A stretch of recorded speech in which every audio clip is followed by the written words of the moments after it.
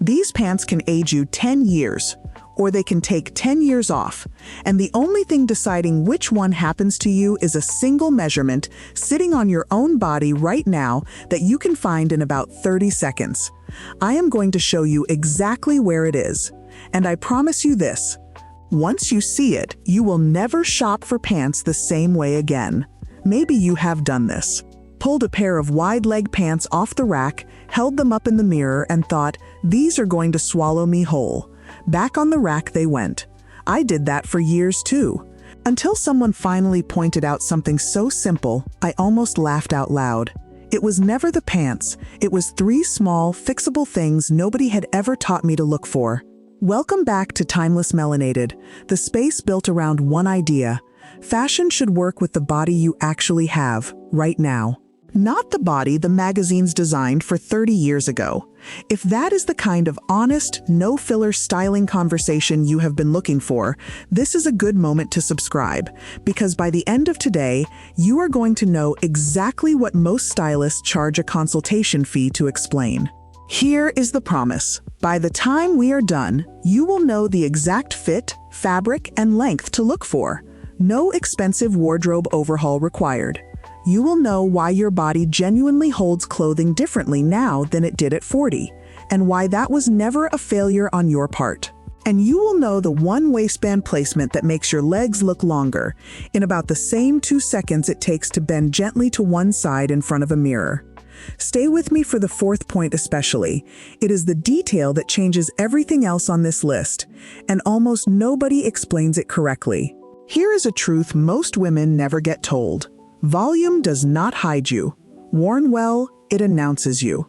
Think about the women who made wide-leg trousers iconic. They were not wearing them to disappear into a room. They wore them because a flowing trouser, cut and placed correctly, creates presence. It says, I am here, and I am not asking anyone's permission to take up space. That is exactly the energy we are building toward today. But before we get to the fixes, let us talk about why your body handles fabric differently now, because understanding the why is what changes how you shop, permanently. It was never about weight. It is about how muscle, posture, and core strength quietly redistribute over the years, and that changes how any garment hangs on your frame, even the ones that fit beautifully a decade ago. A fabric that clung nicely at 35 may behave completely differently on you today. Not because anything is wrong with you, because your body is holding it up in a new way. That is not decline. That is evolution, and it is exactly why the right flowing fabric can look more elegant on a woman who has lived a little than a stiff, structured pant ever could. There is a comfort truth here too, and it matters more with every year that passes. A well-cut wide-leg pant moves with you instead of fighting you. No pinching at the waist through a 2-hour lunch. No feeling the fabric wrestle your knees when you sit down. Comfort and elegance were never opposites. The most effortlessly chic women you have ever admired have almost always been the most comfortable women in the room. Save this video right now, because the next 3 points are the exact checklist a stylist would walk you through in a paid consultation, and you are about to get it for free. Here is the single biggest styling mistake in wide-leg pants, and it is almost always invisible to the woman wearing them. You see your pants from above. Everyone else sees them from the side. Too long, and the fabric pools on the floor, picks up dirt, frays at the hem, and becomes an actual tripping hazard. Too short, and it cuts your leg line at the exact worst point, visually shortening you and adding bulk exactly where you do not want it. Here is the rule: no guessing required. A full-length wide-leg pant should just barely graze the top of your shoe. Think a whisper of fabric touching down. Never a puddle. If you are wearing them cropped, they should land at the slimmest part of your ankle. Never mid-calf, which is the single most unflattering point on almost every leg shape. But here is what nobody tells you. Length is not a hem-it-once-and-forget-it decision. The exact same pair that looks perfect with boots and thick socks in January can look completely wrong with bare ankles and sandals in June. If a pair earns a permanent place in your closet across seasons, it is worth either a second hem or a compromise length that works reasonably well in both. Quick gut check. Have you ever bought a perfect pair of pants that somehow looked wrong the moment you switched from boots to sandals? Tell me in the comments. I want to know how common that really is. The second mistake is sneaky because it has nothing to do with the cut of the pant and everything to do with what it is made of. Stiff, heavy fabric, raw denim, thick canvas cotton stands away from the body instead of moving with it. That is exactly what creates bulk, especially through the hip. Drapey fabric, linen, soft crepe, a fluid rayon or viscose blend falls with gravity and skims the body instead of fighting it. Here is a 10-second test almost nobody does. Gather a section of fabric in your fist. Hold it for a count of 3. Let go. If it holds that crushed shape, it is working against you. Put it back. If it falls back into a smooth line almost immediately, that fabric will move beautifully when you walk. This one test tells you more than any size chart, any brand name, or any professional photo ever will, because it is testing the material itself, not somebody else's body under studio lighting. If you are shopping online, and let us be honest, most of us are now, this still works. Scroll past the polished brand photos and look for the customer-uploaded ones instead. A relaxed cut in stiff cotton behaves nothing like the same cut in soft viscose, even when the size tag says the exact same number. Here is the third mistake, the one that quietly turns elegant trousers into what feels like a sack. And it is almost never about the pants themselves. It is about everything happening around them. Your eye needs somewhere to land when it scans an outfit. Without a defined waist, your eye slides straight from shoulder to ankle without stopping anywhere, and the whole look reads as one shapeless column.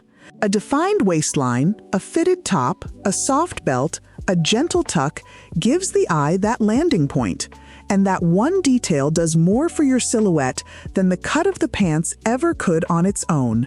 So here is an honest question, and I genuinely want your answer in the comments.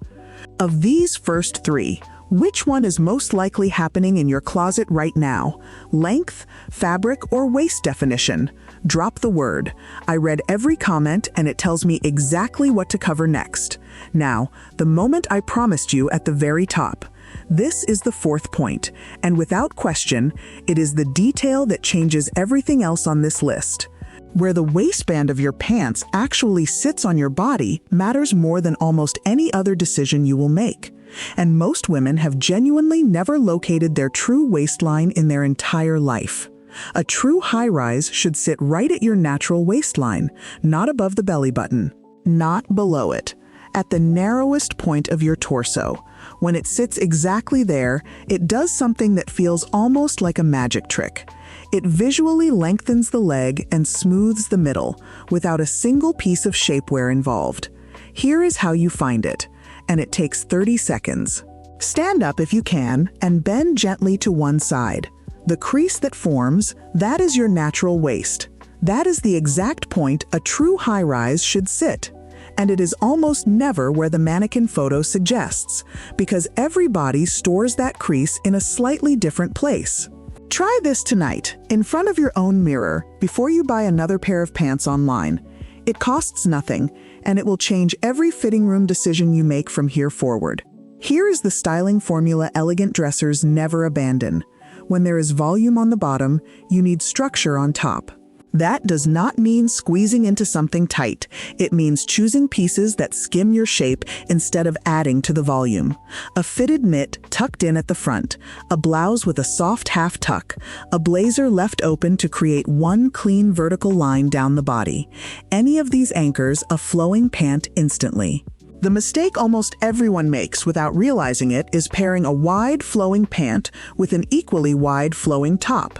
When both halves of the outfit are soft and loose, there is no shape anywhere, and instead of reading as relaxed and elegant, the whole thing reads as a costume instead of an outfit. Here is a fast way to check yourself before you leave the house. Look at your reflection from the side, not just straight on. If you cannot tell where your waist is from that side profile, something needs adjusting.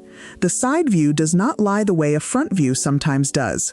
It strips away color and pattern and shows you the actual shape you are creating. A few finishing details make an outsized difference, and one of them is genuinely a secret most women never hear.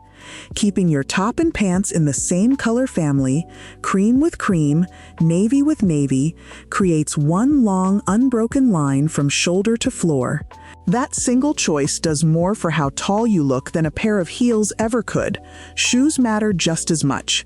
A pointed flat or a low block heel elongates the leg beautifully, and matching your shoe color to your pants creates an uninterrupted line from waist to toe.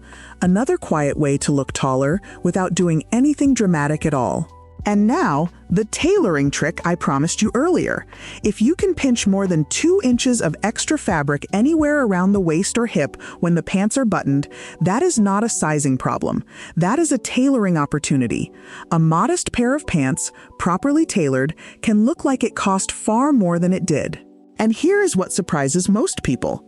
Tailoring wide-leg pants is often cheaper and faster than tailoring fitted ones, because the alterations usually happen only at the waist and hip, never down the full leg.